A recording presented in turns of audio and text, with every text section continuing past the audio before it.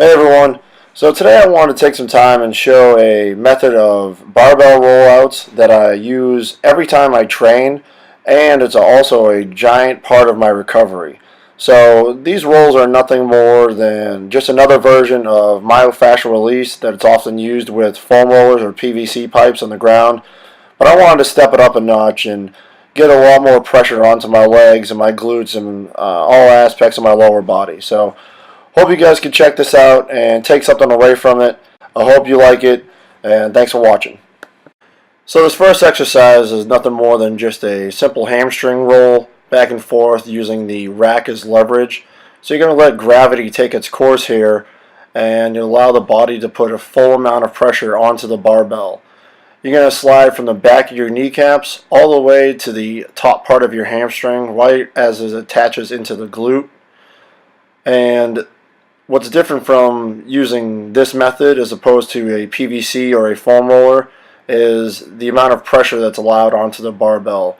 When you use a foam roller on the ground or a PVC pipe on the ground, you're really limited into using your arms and your upper body as leverage, which may take away from the amount of pressure that you could put onto the hamstrings at one time. The next variation for the hamstring roll is very similar to the first one. The only difference is you're going to angle your body at a 45-degree angle. So now you're really targeting that upper hamstring and lower glute into the left leg, if you can see how my body is turned to my right side. You could obviously switch back and forth using this one.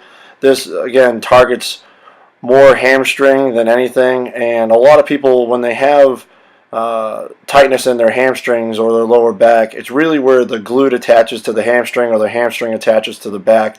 So this is a great targeting area, especially for being able to get both the hamstring and the glute at the same time.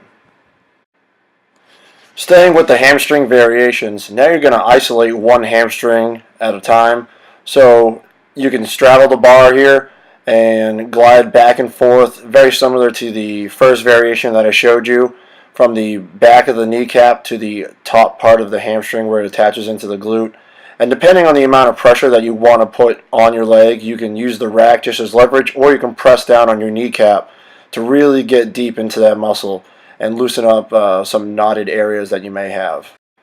The next series of rolls here are going to be targeting our glute area. And as you can see, much like when you would use a PVC pipe or a foam roller on the ground, you're going to cross your leg over another, and you're going to target one side at a time. Now you're going to be using the bench as a leverage point, so you're going to hold on to the rack and use your leg on the bench to slide back and forth, and you can rotate your body in and out to get all aspects of your glute. Sticking with your glute roll, now we're going to move on and take our leg off of our leverage leg on the bench and put our glute into a more relaxed state as opposed to a flex state. And what this allows is for us to really get from our top of our glute all the way to the top part of our hamstring. And again, this is a very important part because typically when athletes or lifters have tight hamstrings, a lot of time it's going to be pulling on into that glute area, so another good triggering area to make sure we get as much pressure as possible. Moving on, now we're going to straddle the bar and try and target the inner part of our leg, the adductors.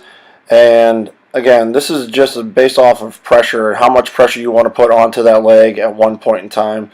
So I suggest holding onto the rack until you become comfortable with this. And then if you feel the need to put more pressure onto your leg, that's when you can press down on into your knee. And this is great because it's a very hard area to get with a PVC pipe or a foam roller on the ground. Now you're sort of letting gravity do its work, just like all the other exercises have been letting them do. And this also helps relieve a lot of groin pain that lifters or athletes may feel. And this is one of those muscle areas that are really not targeted and not stretched enough. Next series of rolls are going to target our quadriceps, and this is a very, very painful and different type of feel than any PVC or foam roller may have on your legs. So I suggest easing into this as softly as possible So now you can see you're going to get into a plank position and let gravity use the work, using your arms as leverage points from the bench press. And just like you would on the ground with a PVC pipe or a foam roller, you're going to slide up and down the bar from your hip all the way to the top of your kneecaps.